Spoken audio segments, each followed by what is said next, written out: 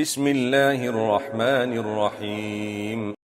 فمن أظلم ممن كذب على الله وكذب بالصدق إذ جاءه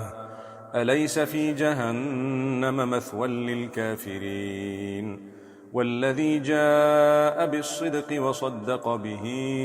أولئك هم المتقون لهم ما يشاءون عند ربهم ذلك جزاء المحسنين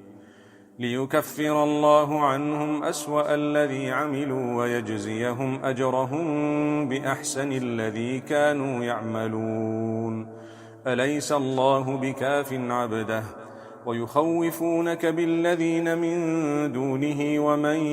يضلل الله فما له من هاد ومن يهد الله فما له من مضل أليس الله بعزيز ذي انتقام ولئن سألتهم من خلق السماوات والأرض ليقولن الله قل أفرأيتم ما تدعون من دون الله إن أرادني الله بضر هل هن كاشفات ضره أو أرادني برحمة هل هن ممسكات رحمته قل حسبي الله عليه يتوكل المتوكلون قل يا قوم اعملوا على مكانتكم إني عامل فسوف تعلمون من يأتيه عذاب يخزيه ويحل عليه عذاب مقيم إنا أنزلنا عليك الكتاب للناس بالحق فمن اهتدى فلنفسه ومن ضل فإنما يضل عليها وما أنت عليهم بوكيل الله يتوفى الأنفس حين موتها والتي لم تمت في منامها فيمسك التي قضى عليها الموت ويرسل الأخرى إلى أجل مسمى إن في ذلك لآيات لقوم يتفكرون أم اتخذوا من دون الله شفعاء قل أولو كانوا لا يملكون شيئا ولا يعقلون قل لله الشفاعة جميعا له ملك السماوات والأرض ثم إليه ترجعون وإذا ذكر الله وحده اشمأزت قلوب الذين لا يؤمنون بالآخرة وإذا ذكر الذين من دونه إذا هم يستبشرون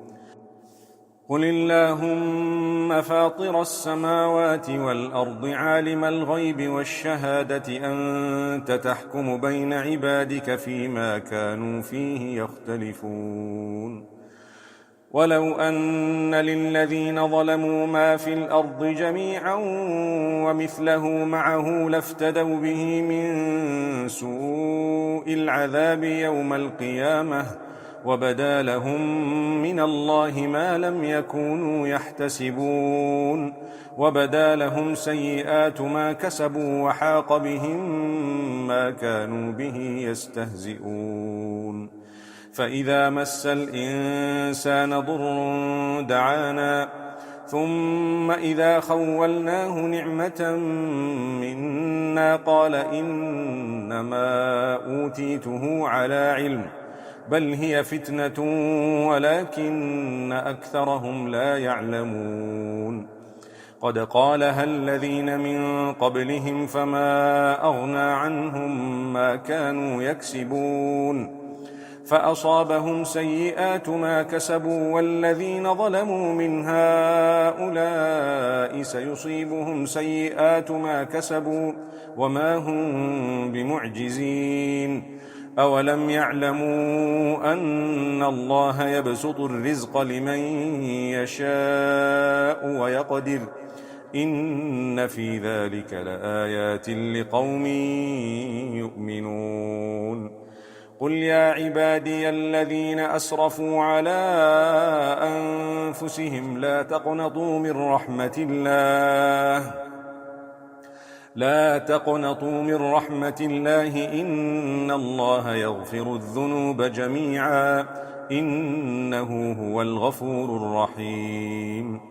وأنيبوا إلى ربكم وأسلموا له من قبل أن يأتيكم العذاب ثم لا تنصرون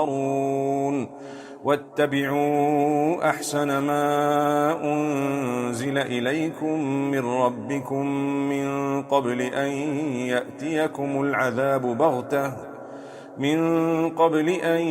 يأتيكم العذاب بغتة وأنتم لا تشعرون أن تقول نفس يا حسرة على ما فرطت في جنب الله وإن كنت لمن الساخرين أو تقول لو أن الله هداني لكنت من المتقين أو تقول حين ترى العذاب لو أن لي كرة فأكون من المحسنين بلى قد جاءتك آياتي فكذبت بها واستكبرت وكنت من الكافرين ويوم القيامة ترى الذين كذبوا على الله وجوههم مسودة أليس في جهنم مثوى للمتكبرين وينجي الله الذين اتقوا بمفازتهم لا يمسهم السوء ولا هم يحزنون الله خالق كل شيء وهو على كل شيء وكيل له مقاليد السماوات والأرض والذين كفروا بآيات الله أولئك هم الخاسرون قل أفغير الله تأمروني أعبد أيها الجاهلون ولقد أوحي إليك وإلى الذين من قبلك لئن أشركت ليحبطن عملك ولتكونن من الخاسرين بل الله فاعبد وكن من الشاكرين وما قدروا الله حق قدره والأرض جميعا قبضته يوم القيامة والسماوات مطويات بيمينه سبحانه وتعالى عما يشركون ونفخ في الصور فصعق من في السماوات ومن في الأرض إلا من شاء الله ثم نفخ فيه أخرى فإذا هم قيام ينظرون وأشرقت الأرض بنور ربها ووضع الكتاب وجيء بالنبيين والشهداء وقضي بينهم بالحق وهم لا يظلمون ووفيت كل نفس ما عملت وهو أعلم بما يفعلون وسيق الذين كفروا إلى جهنم زمرا حتى إذا جاءوها فتحت أبوابها وقال لهم خزنتها ألم يأتكم رسل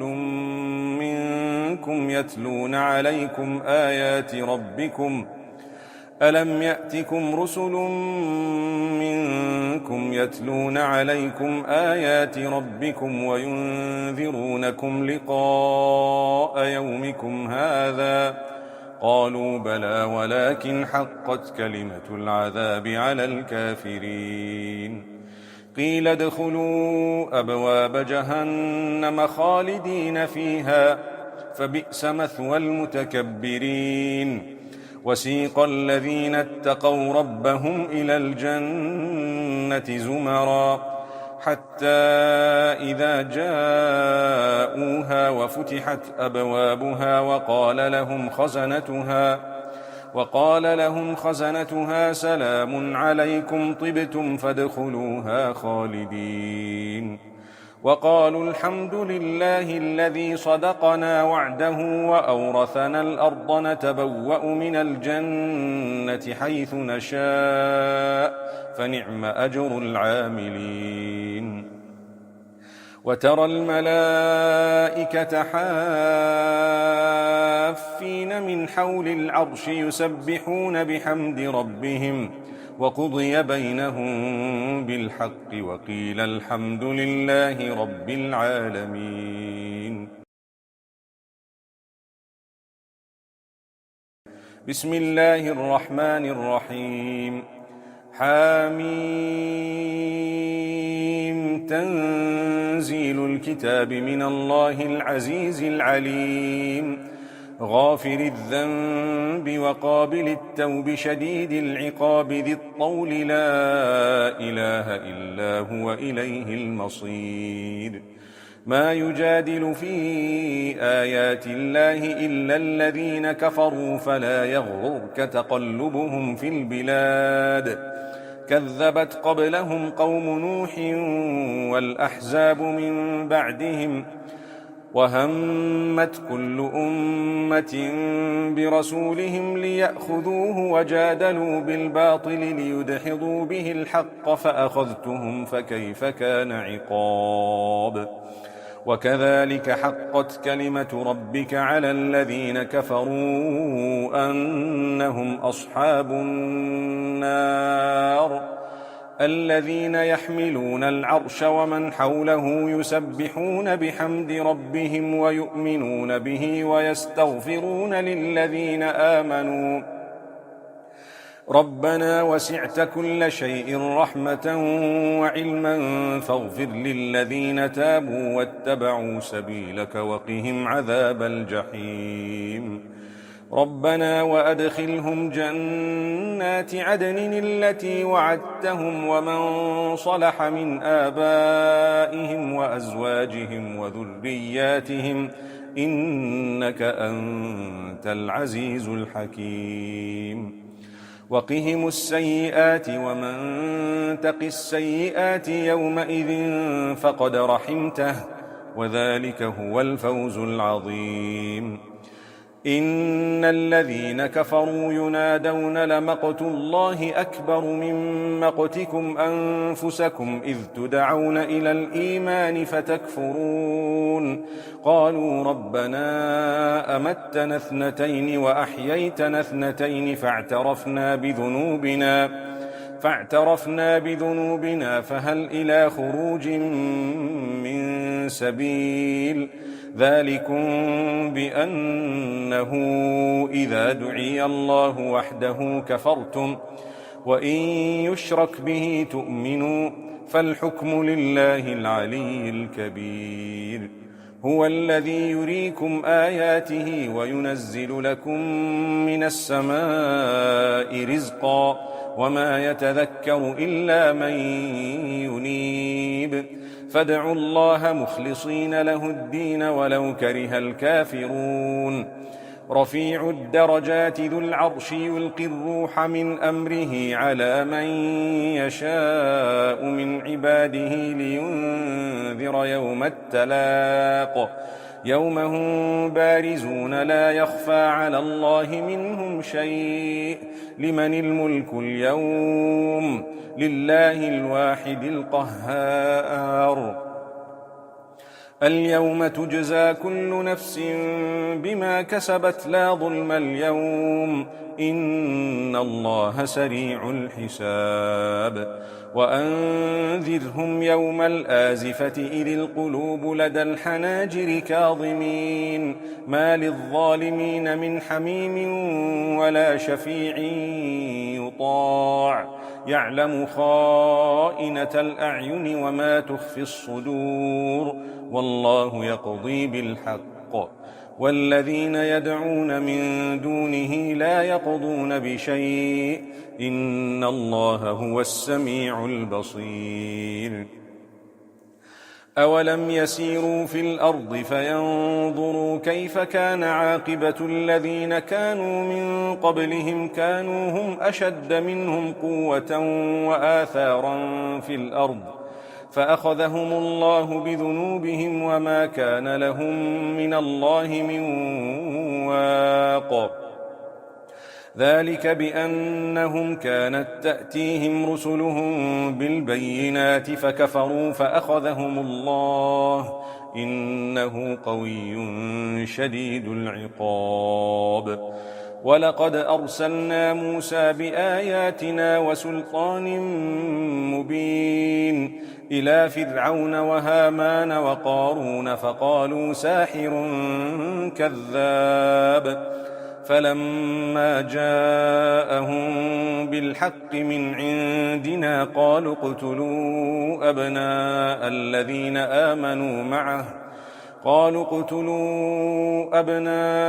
الذين آمنوا معه واستحيوا نساءهم وما كيد الكافرين إلا في ضلال. وقال فرعون ذروني أقتل موسى وليدع ربه إني أخاف أن يبدل دينكم أو أن يظهر في الأرض الفساد. وقال موسى إني عذت بربي وربكم من كل متكبر لا يؤمن بيوم الحساب. وقال رجل مؤمن من آل فرعون يكتم إيمانه أتقتلون رجلا أن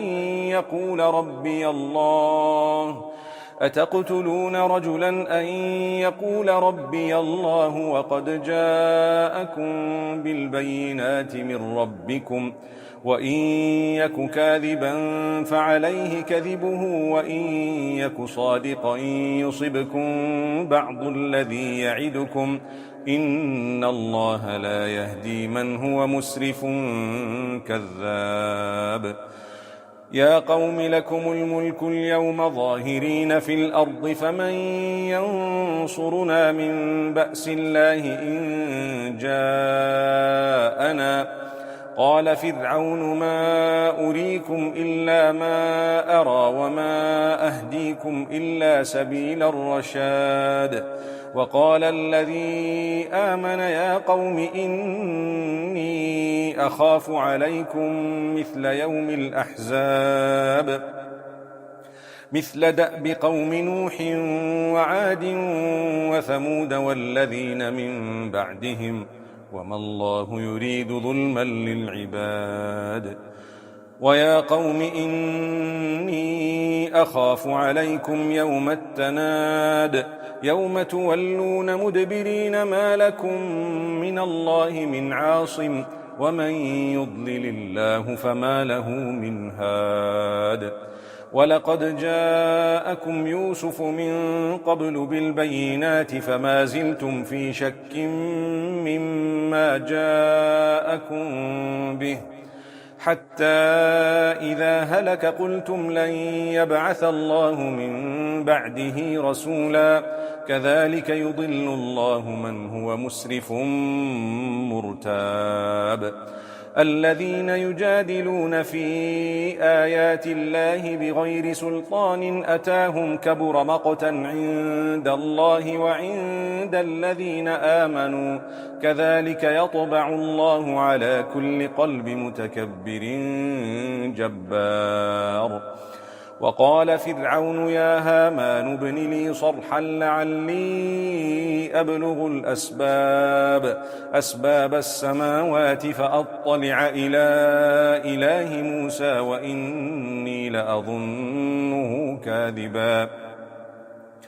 وكذلك زين لفرعون سوء عمله وصد عن السبيل وما كيد فرعون إلا في تباب. وقال الذي آمن يا قوم اتبعون أهدكم سبيل الرشاد. يا قوم إنما هذه الحياة الدنيا متاع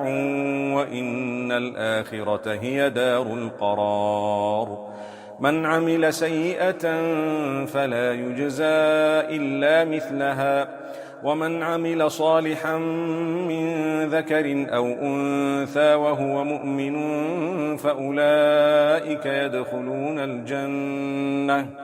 فأولئك يدخلون الجنة يرزقون فيها بغير حساب. ويا قوم ما لي أدعوكم إلى النجاة وتدعونني إلى النار؟ تدعونني لأكفر بالله وأشرك به ما ليس لي به علم، وأنا أدعوكم إلى العزيز الغفار.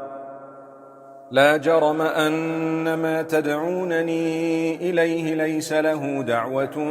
في الدنيا ولا في الآخرة، وأن مردنا إلى الله، وأن المسرفين هم أصحاب النار.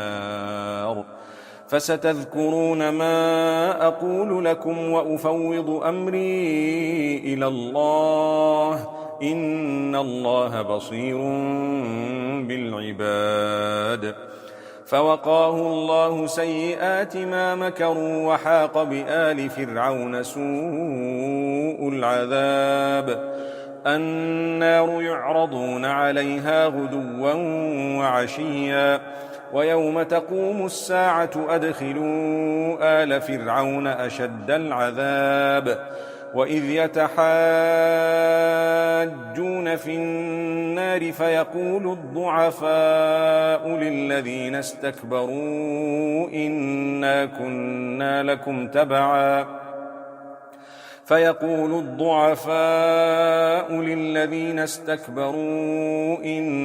كنا لكم تبعا فهل أنتم مغنون عنا نصيبا من النار؟ قال الذين استكبروا إنا كل فيها إن الله قد حكم بين العباد. وقال الذين في النار لخزنة جهنم ادعوا ربكم يخفف عنا يوما من العذاب. قالوا أولم تك تأتيكم رسلكم بالبينات؟ قالوا بلى.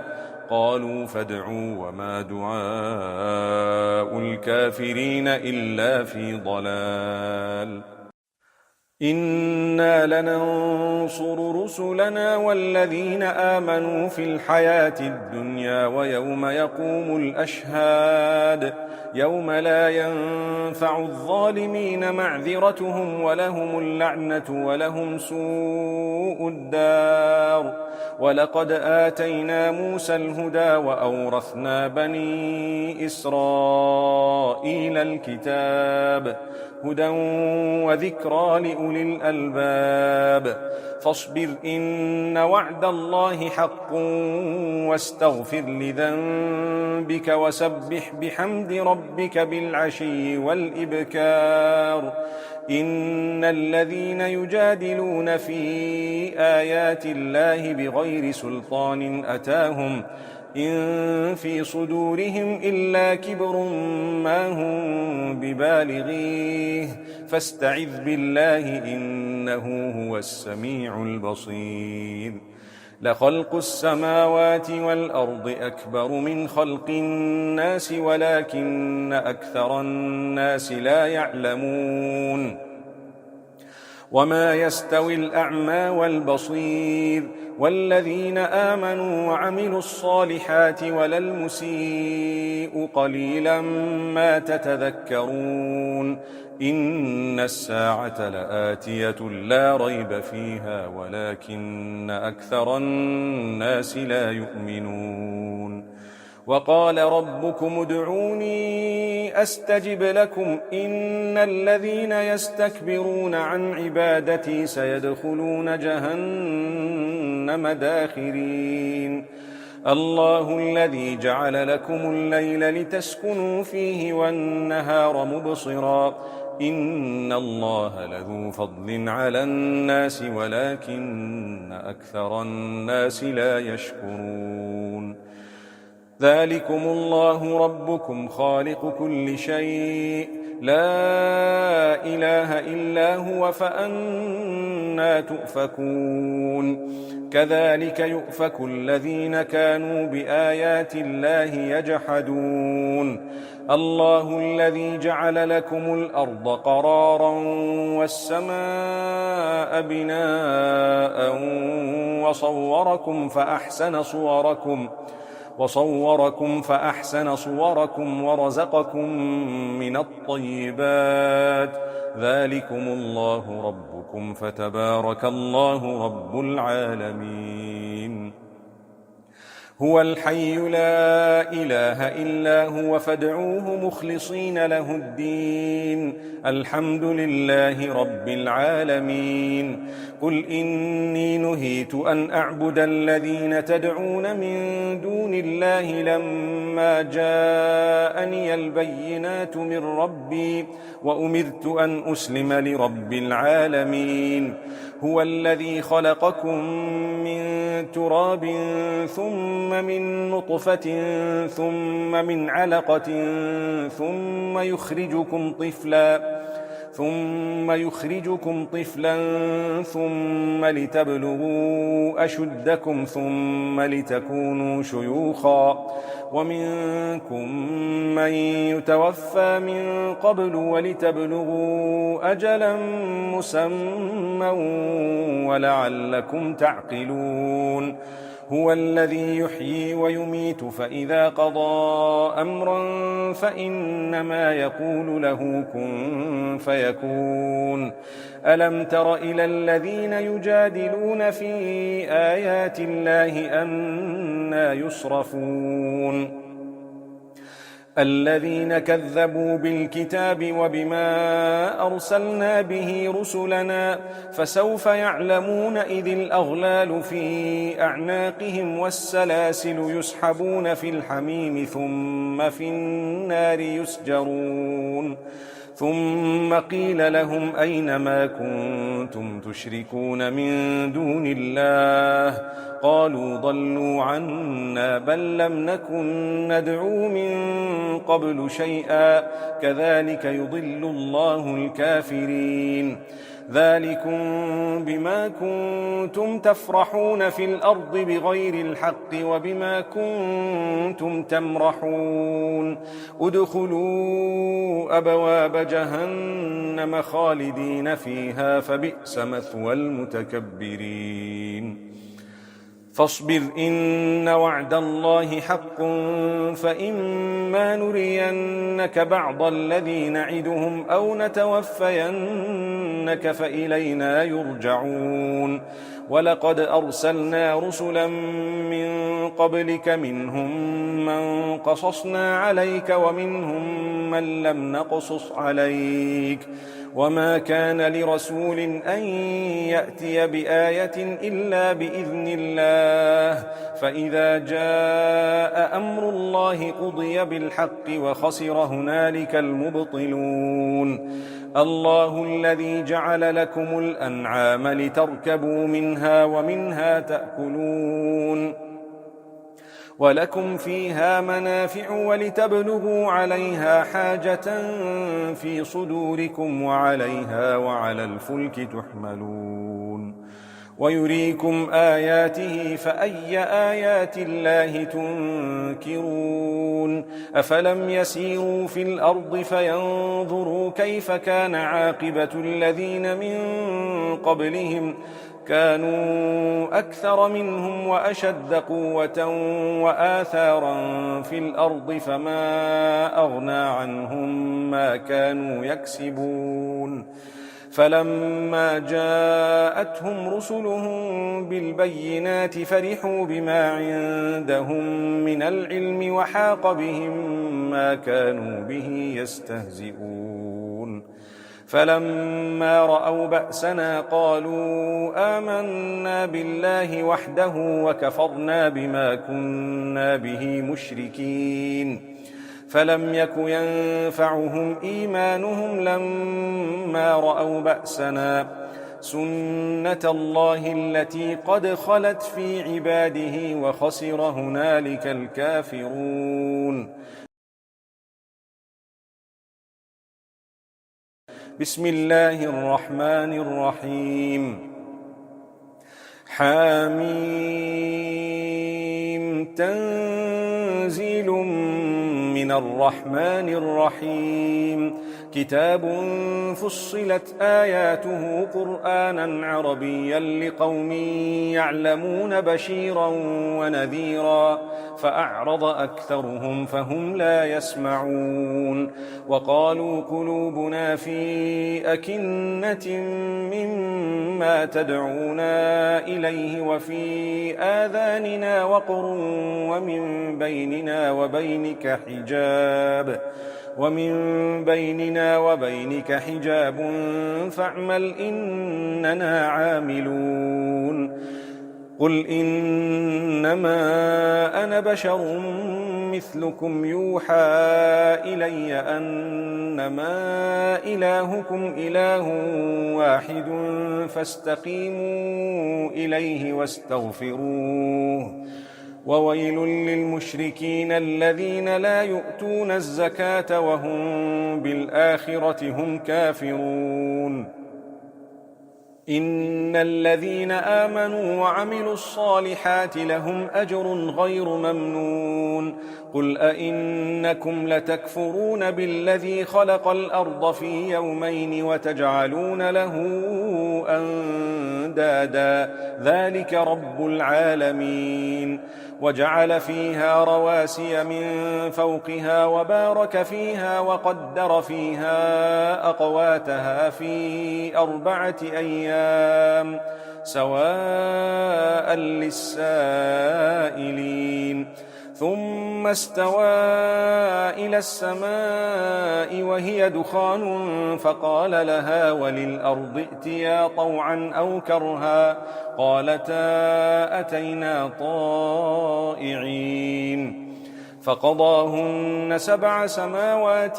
في يومين وأوحى في كل سماء أمرها وزينا السماء الدنيا بمصابيح وحفظا ذلك تقدير العزيز العليم فإن أعرضوا فقل أنذرتكم صاعقة مثل صاعقة عاد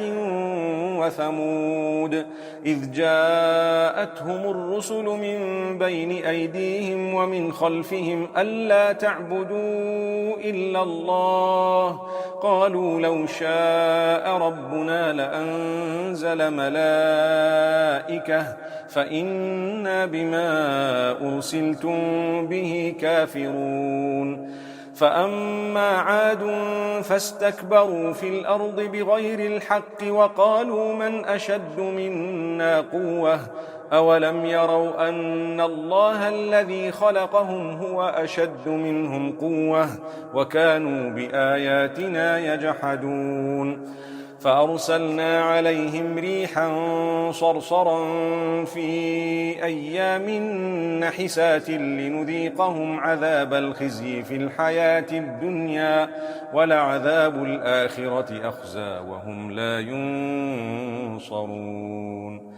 وأما ثمود فهديناهم فاستحبوا العمى على الهدى فأخذتهم صاعقة العذاب الهون بما كانوا يكسبون ونجينا الذين آمنوا وكانوا يتقون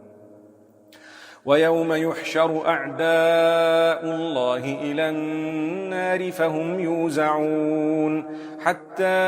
إذا ما جاءوها شهد عليهم سمعهم وأبصارهم وجلودهم بما كانوا يعملون وقالوا لجلودهم لم شهدتم علينا قالوا أنطقنا الله الذي أنطق كل شيء وهو خلقكم أول مرة وإليه ترجعون وما كنتم تستترون أن يشهد عليكم سمعكم ولا أبصاركم ولا جلودكم ولكن ظننتم أن الله لا يعلم كثيرا مما تعملون وذلكم ظنكم الذي ظننتم بربكم أرداكم فأصبحتم من الخاسرين فإن يصبروا فالنار مثوى لهم وإن يستعتبوا فما هم من المعتبين وقيضنا لهم قرناء فزينوا لهم ما بين أيديهم وما خلفهم وحق عليهم القول في قد خلت من قبلهم من الجن والإنس إنهم كانوا خاسرين وقال الذين كفروا لا تسمعوا لهذا القرآن والغوا فيه لعلكم تغلبون فلنذيقن الذين كفروا عذابا شديدا ولنجزينهم أسوأ الذي كانوا يعملون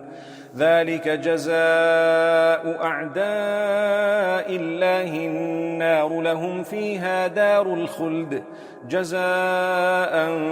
بما كانوا بآياتنا يجحدون وقال الذين كفروا ربنا أرنا الذين أضلانا من الجن والإنس نجعلهما تحت أقدامنا ليكونا من الأسفلين إن الذين قالوا ربنا الله ثم استقاموا تتنزل عليهم الملائكة ألا تخافوا ولا تحزنوا وأبشروا بالجنة التي كنتم توعدون نحن أولياؤكم في الحياة الدنيا وفي الآخرة ولكم فيها ما تشتهي أنفسكم ولكم فيها ما تدعون نزلا